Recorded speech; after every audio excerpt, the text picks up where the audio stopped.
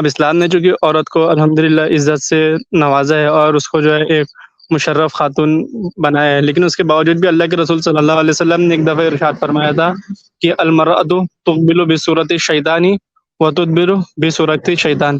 تو اس میں کیا تعویل کی جائے گی مفتی صاحب، یہ ہمیں جاننا تھا. اچھا جی، تو ہم اگلے کالر لے رہے ہیں زید صاحب. جی بھائی.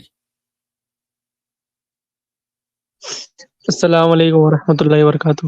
وعلیکم السلام. خیریت سے مفتی صاحب؟ الحمدللہ. مفتی صاحب یہ ہماری پہلی اسٹریم ہے، ہم آپ سے 3 قسم کے مختلف سوال کرنا چاہیں گے اگر آپ کی اجازت ہو تو. ایک کر مجھے لیجیے. جی جی. سب سے پہلا سوال یہ ہے کہ جیسے ابھی ہماری جو انگلش کی کتاب تھی ہم اس میں پڑھ رہے تھے وومنس رائٹ کے متعلق، تو اس میں دوسرے مذاہب کے نزدیک عورتوں کا جو اسٹیٹس ہے اور عورتوں کی جو ویلیو ہے اس میں ان کے جو اسکالرس تھے ان کے ملفوظ نقل کیے گئے تھے، جس میں سے نصرانی جو تھے ان میں سے بعضوں کا کہنا تھا کہ عورت جو ہے شیطان کا ایک حصہ ہے، کسی نے کہا کہ عورت جو ہے جہنم کے ایک داروغہ ہے، کسی نے کہا کہ عورت جو ہے برائی کی بیٹی ہے. اسی طریقے سے بہت سے ہندو جو لا گیورس تھے انہوں نے اپنی کتابوں میں لکھا ہے کہ عورت جو ہے کبھی آزادی کے لیے فٹ نہیں ہو سکتی، اور رامائن میں اسی طریقے کی باتیں لکھی ہے کہ مطلب انسانوں کو یہ جو جانوروں کو، غلاموں کو اور عورتوں کو جو ہے پنجرے کے اندر بند کر کے رکھنا چاہیے. اب اسلام نے چونکہ عورت کو الحمدللہ عزت سے نوازا ہے اور اس کو جو ہے ایک مشرف خاتون بنایا ہے، لیکن اس کے باوجود بھی اللہ کے رسول صلی اللہ علیہ وسلم نے ایک دفعہ ارشاد فرمایا تھا کہ المرأۃ تقبل بصورت الشیطان وتدبر بصورت الشیطان. تو اس میں کیا تعویل کی جائے گی مفتی صاحب، یہ ہمیں جاننا تھا. آپ کس مدرسے میں پڑھتے ہیں؟ ہم جو ہے دارالعلوم ندوۃ العلماء کی ایک شاخ ہے پچھلے ہفتے آپ آئے تھے. محض باغ یونس. جی ہاں، نہیں پچھلے ہم ہفتے آپ آئے تھے. ہاں نہیں، وہ ہمارے دوست تھے اصل میں. ہماری طبیعت ٹھیک نہیں تھی، ہم سو گئے تھے، اس نے ہمیں ٹھیک ہے. پھر بتایا تھا بعد میں. کس کتاب میں پڑھا آپ نے یہ؟ ہمارے نصاب میں ایک کتاب ہے ڈیسنٹ انگلش، تو اس میں ہم نے پڑھا تھا. ٹھیک ہے.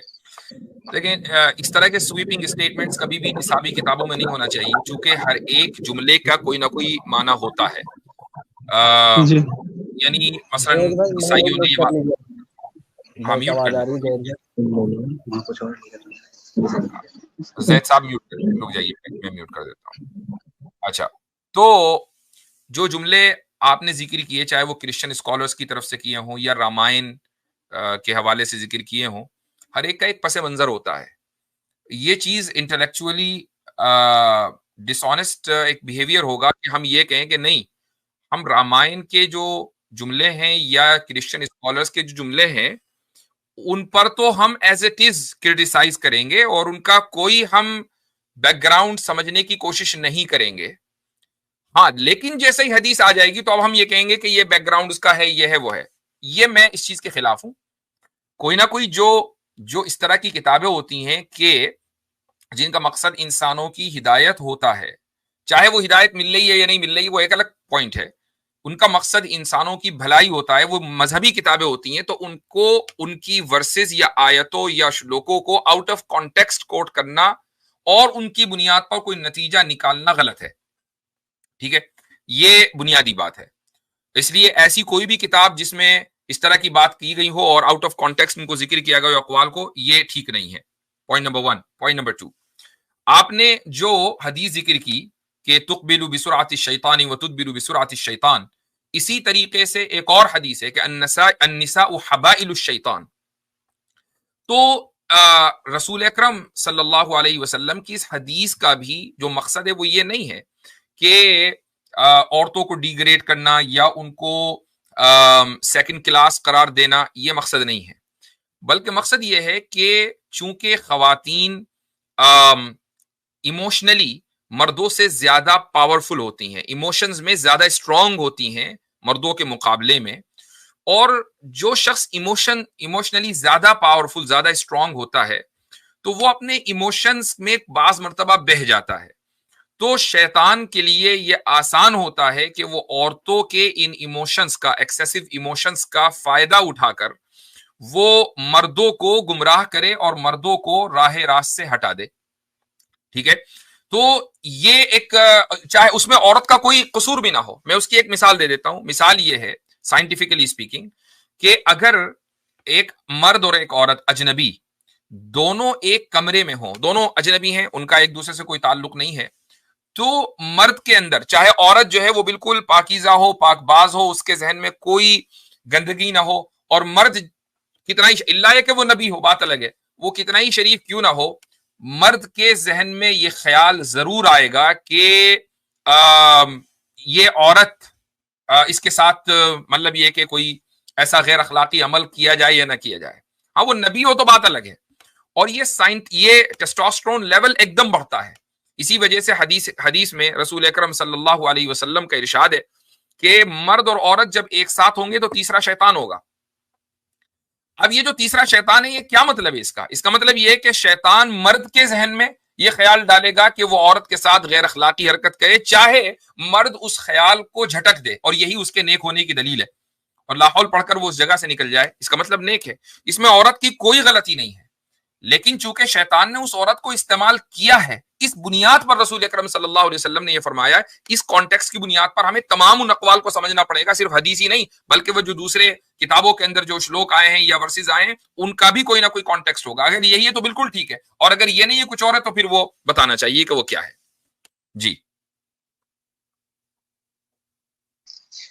ٹھیک ہے, جزاک اللہ. اگر اجازت ہوتی تو باقی کے بھی 2 سوال اگر ہم کر لیں. باقی پھر اگلی مرتبہ ہے. جی انشاءاللہ.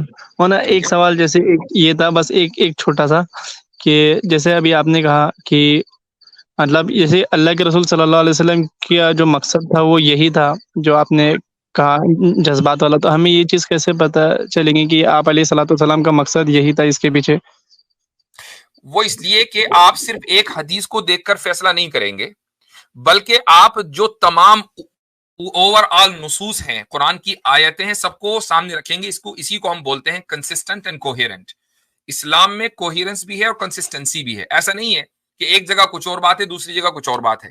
یعنی آپ صلی اللہ علیہ وسلم نے عورتوں کی بذات خود عورت ہونے کی بنیاد پر کہیں بھی برائی نہیں کی ہے, بلکہ عورت کو تعظیم دی ہے. آپ خود ہی کہہ رہے ہیں کہ بھئی اسلام کے اندر جو ہے عورت کو تعظیم ہے. کہاں سے آپ کو پتا چلا؟ آپ کو پتا چلا قرآن کی نصوص سے, آپ کو پتا چلا بہت سی احادیث سے. رسول اکرم صلی اللہ علیہ وسلم کی امہات جو ازواج مطہرات تھیں, جو امت کی مائیں ہیں, ان کو یہ مقام کیوں دیا گیا ماں ہونے کا؟ حالانکہ وہ عورت تھیں. تو اگر عورت جو ہے ڈیگریڈڈ ہوتی, ایک ایسی اسپیشی ہوتی کہ جس کا یعنی انسانیت سے کوئی لینا دینا, اس کو کیج میں بند کر دو, تو پھر ان خواتین کو, ازواج مطہرات کو امہات المومنین کیوں قرار دیا جاتا کہ آج ہم نام لیں تو رضی اللہ عنہا کے بغیر آگے نہ بڑھے؟ تو بات یہ ہے نا, رسول اکرم صلی اللہ علیہ وسلم کی جب وہ رضاعی ماں آئیں تو آپ صلی اللہ علیہ وسلم کھڑے ہو کر چادر بچھائیں اور اس کے اوپر ان کو بٹھائیں, تو یہ تعظیم ایک عورت کی ہوئی نا. جی ہاں ٹھیک ہے, چلیں. ون آف دا بگیسٹ حدیث ذخیرہ حضرت عائشہ سلام اللہ علیہا کی طرف جی سے ہاں, ہے. بالکل بالکل.